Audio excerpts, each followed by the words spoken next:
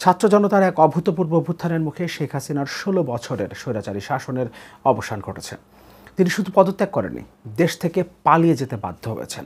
শুধু শেখ হাসিনা নন, তার মন্ত্রী পরিষদের বেশিরভাগ সদস্য দেশ থেকে পালিয়েছেন। কেউ কেউ পালিয়ে যাবার সময় আটকে গেছেন। সাবেক পররাষ্ট্রমন্ত্রী হাসান মাহমুদ, আইসিটি প্রতিমন্ত্রী জুনায়েদ আহমেদ পলক এয়ারপোর্টে আটক হয়েছেন।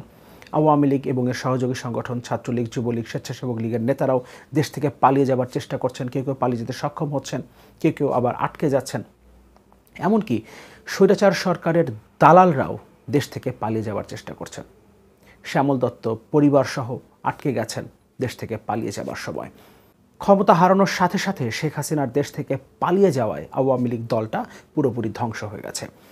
একই রকম একটা ধাক্কা লেগেছে ভারতের বিদেশ নীতিতেও, বিশেষ করে বাংলাদেশকে নিয়ে ভারতের যে বিদেশ নীতি, সেখানেও একটা ধাক্কা লেগেছে। একটা কথা আমরা বছরের পর বছর ধরে রিপিটেডলি বলে গেছি, আমার এই চ্যানেলেও বেশ কয়েকটা ভিডিওতে একই কথা রিপিট করেছি।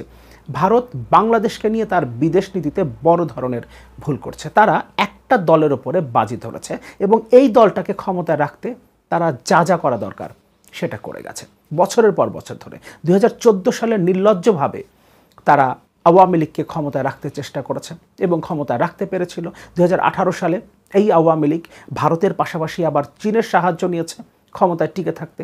2024 সালের নির্বাচনে চীন প্রকাশ্যে আওয়ামী লীগকে সমর্থন দিলেও ভারত প্রকাশ্যে সমর্থন দেয়নি, কিন্তু মার্কিন যুক্তরাষ্ট্রসহ পশ্চিমা চাপ প্রশমিত করতে তারা আওয়ামী লীগকে সহযোগিতা করেছে এবং আওয়ামী লীগ 2024 সালের 7 জানুয়ারির নির্বাচনের সার্কাসের মধ্য দিয়ে আবারও ক্ষমতা দখল করতে পেরেছে। এবং এমন একটা দলের উপরে তারা বাজি ধরেছে, এমন একটা সরকারকে তারা টিকিয়ে রেখেছে যেটা বাংলাদেশের 95% মানুষের কাছে অজনপ্রিয়, এবং এর ফল এখন তারা ভোগ করবে। এবারও যদি ভারত শিক্ষা না নেয়, তাহলে দক্ষিণ এশিয়ার অন্য দেশগুলোর মতো বাংলাদেশ থেকেও তাদের ফুটপ্রিন্ট পুরোপুরিভাবে নিশ্চিহ্ন হয়ে যাবে। শেখ হাসিনা পদত্যাগের পর পালিয়ে দিল্লিতে গেছেন, কিন্তু ভারত এখন পর্যন্ত জানিয়েছে তারা দিল্লিতে শেখ হাসিনাকে রাজনৈতিক আশ্রয় দিচ্ছে না। তৃতীয় কোনো দেশে রাজনৈতিক আশ্রয়ের ব্যবস্থা করার জন্য তারা চেষ্টা করছে এবং এখন পর্যন্ত যতটুকু জানা গেছে, শেখ হাসিনাকে তারা একটা সময় বেঁধে দিয়েছে। এই সময়ের মধ্যে তাকে তৃতীয় কোনো একটা দেশে পলিটিক্যাল অ্যাসাইলামের ব্যবস্থা করে সেখানে চলে যেতে হবে।